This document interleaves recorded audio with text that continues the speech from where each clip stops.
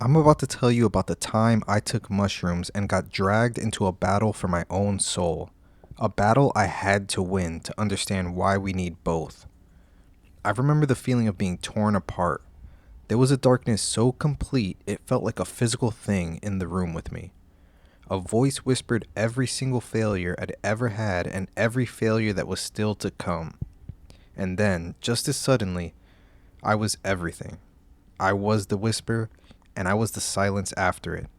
It all started when I decided to take 3.5 grams of penis envy mushrooms alone in my room. For quite a while, I'd been feeling completely stuck. I had dreams and I had goals, but this deep, stubborn part of me was always working against my own best interests. It was that little voice of procrastination whispering, you can do it tomorrow. It was that heavy feeling of self-sabotage that made me turn left when I knew the right way was straight ahead. It was a spiritual frustration, like being at war with an enemy I couldn't see and losing badly. I'd heard about what psychedelics could do, that they could be like 10 years of therapy in a single night. I wasn't looking for a party. I was looking for a breakthrough, a way to finally confront this shadow that seemed to be running my life. So I made a decision. I got my hands on 3.5 grams of a notoriously potent strain of Psilocybin cubensis called penis envy. This particular strain is known for having way more psilocybin, sometimes 1.5 to 2 times more than the usual varieties. I knew 3.5 grams was a decent dose, the kind that could lead to intense, life-altering experiences and ego dissolution. That's exactly what I needed. I wasn't trying to dip my toes in the water. I was trying to cannonball into the abyss and find out what was lurking at the bottom. I set my intention. I wanted to face whatever was holding me back. I wanted to understand it. I ate the dried mushrooms and waited. The effects can kick in anywhere from 20 to 60 minutes later, and for me, it was definitely on the quicker side. The first wave was just pure, overwhelming bliss. A warmth spread through my chest, and the sharp edges of my room started to soften. The walls began breathing. I felt this incredible connection to everything and a simple, euphoric happiness. This feeling of joy is a pretty common way for the journey to start. I remember thinking, this is it. This is the healing. I felt so light and free, like all the weight I'd been carrying had just vanished. The patterns on my ceiling were swirling into these beautiful, complex shapes. The music I had on wasn't just sound anymore. It was a physical thing washing over me. For about an hour, it was the most beautiful experience of my entire life. I was naive to think it was going to stay that way. And that's when it all went sideways. The beautiful pattern started to turn ugly. The blissful music sounded menacing and wrong. That warmth in my chest turned into a cold, creeping dread. With high doses, intense fear and paranoia can pop up out of nowhere, and that's exactly what happened. My joy was instantly replaced by the feeling of a hostile presence in the room. It wasn't a monster with horns and a pitchfork. It was way more terrifying than that. It was me, or a twisted shadow version of me of pure self-loathing. This was the devil I came to fight, and I realized it wasn't some external demon. It was the embodiment of all my worst habits, my laziness, my fear of failure, my crippling self-doubt. It was my shadow self, come to life. It started talking to me, not with a voice, but by just planting thoughts directly into my head. It showed me visions of myself as a total failure, pathetic, and alone. It played a highlight reel of every mistake I'd ever made and every opportunity I'd completely wasted. Then it showed me my future. A dozen different paths that all ended in the same bleak place. A life of mediocrity and quiet regret. It told me this was who I was, that I was fundamentally broken, and any attempt to change was completely pointless. For what felt like an eternity, I was locked in this brutal spiritual war. I tried to fight back, to argue with it, but every time I resisted, it just got stronger. It was feeding on my struggle. The room disappeared, and I felt like I was in this colorless, empty void, chained down by my own despair. I was losing the battle for my own soul. I was about to give in and just accept this nightmare vision of myself as the truth. But in that moment of complete surrender, one quiet, clear thought cut through the noise. You are the one giving it power. It was a total game changer. This devil wasn't some invading army. It was a tenant.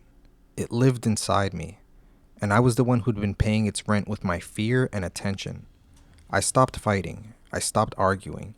I just looked at it, this horrifying projection of my own darkness, and I accepted it. I acknowledged it was there, and in that moment of acceptance, its power just fizzled out. The chains dissolved. The battle was over. Not because I won, but because I chose to stop fighting. It felt like I left the void, and I found myself in a space of infinite light. Standing before me was another figure. This one was me too, but it was a version of me that was radiant, calm, and impossibly powerful. This was my higher self, something many people report meeting in these deep spiritual states. It didn't offer cheap comfort. Its presence was just a feeling of absolute, unbreakable truth. It showed me that the devil I had just faced was simply the sum of all the parts of myself I had pushed away and rejected. It was the pain I refused to feel and the fears I refused to look at. My struggle against it was what gave it its monstrous shape. Then, my perspective started to zoom out. It's really hard to describe this part with words. The experience was beyond language, a classic hallmark of a mystical experience. I wasn't just me anymore. My consciousness expanded past my body, past the room, past the earth. I became everything. I was the silent space between stars and the birth of a new galaxy. I was every thought ever thought and every feeling ever felt. I was seeing existence from the perspective of God.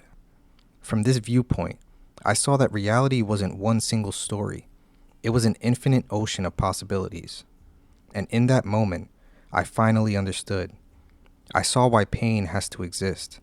For a universe to be truly infinite, it has to contain all possibilities. For a word like light to have meaning, shadow has to exist too. For joy to be a real experience, the potential for pain has to be part of the deal.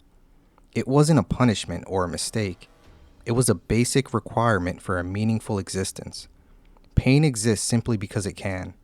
Joy exists simply because it can. From this divine perspective, one wasn't better than the other. They were just different textures in the infinite painting of creation. The battle I just fought wasn't good versus evil. It was just a necessary dance to create a richer reality. Slowly, my consciousness started pouring back into my body.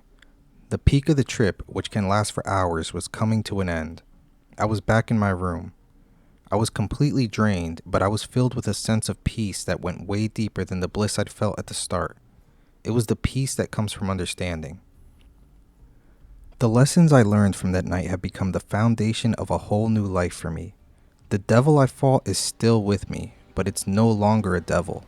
It's just me. It's the part of me that's scared, the part that feels lazy, the part that doubts. The difference is I no longer fight it. I listen to it, I acknowledge it, and by doing that, I integrate it. This shift has had a lasting positive impact on my life and well-being, an outcome that's often reported after these kinds of experiences. But it's important to be real here. This kind of positive change is not guaranteed, and it takes ongoing work. For some people, a trip this intense can be destabilizing and even harmful, especially without professional support to help make sense of it all. I become more productive and more resilient, not because I got rid of my darkness, but because I learned how to dance with it. I learned that the universe isn't a battleground between light and dark, but a canvas that needs both to create a masterpiece. The biggest lesson I brought back is that the greatest wars are usually fought inside our own minds, and victory doesn't come from destroying our inner demons, but from having the courage to face them, understand them, and welcome them into a more complete version of ourselves. We need the shadow to appreciate the light. We need the struggle to give peace meaning. If you've ever had an experience like this, or if this story connects with the battles you're fighting, I would be honored to read about it in the comments. And if you want to follow more of this journey, please consider subscribing. Thanks for watching. This was a very personal story I shared here, and there will be more to come.